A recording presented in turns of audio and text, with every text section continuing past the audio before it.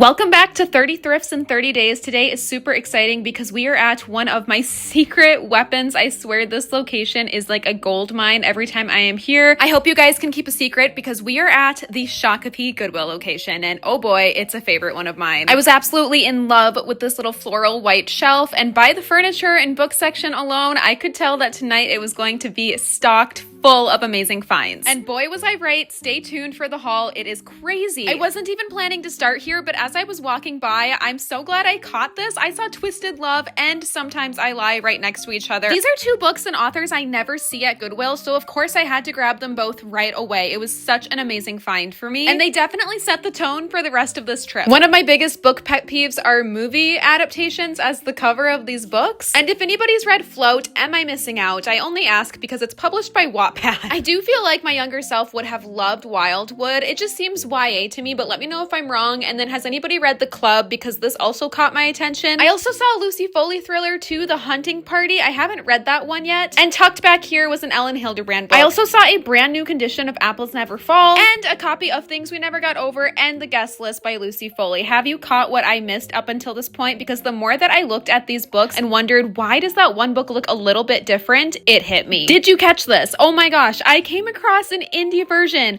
of Things We Never Got Over. I could not believe it. I have never seen one of these before. To be honest, I didn't even realize that it was a self-published book before Bloom Publishing published it. But it definitely is the coolest find of the night. I saw sold on a Monday up here, and then I read When No One Was Watching a few years ago and really enjoyed this thriller, so I highly recommend that as well. And I've heard amazing things about Our Country Friends, and I'm starting to see it a lot at Goodwill, so let me know if I should pick it up next time. I also came across a hardcover copy of Romantic Comedy, which I've been saying I want to read every single February, and I still haven't read yet. I saw this copy of Scythe up here, and then I even saw this itty bitty little Brandon Sanderson book. I've never read a book by his, but I do know that he has quite the fans. Let me know if that was a good find or not. I have no idea. I looked around in the furniture and home decor section for a while too. I saw a lot of cute things that I almost decided to get. This location always has the best vintage finds. Half of my house, I feel like, comes from this Goodwill. I ended up just leaving with the 4 books I found, but I was so happy about them. I cannot believe I found an indie version copy of Things We Never Get Over. I was staring at this on the shelf thinking, why does that look a little bit different? Like, it looked a little bit too glossy.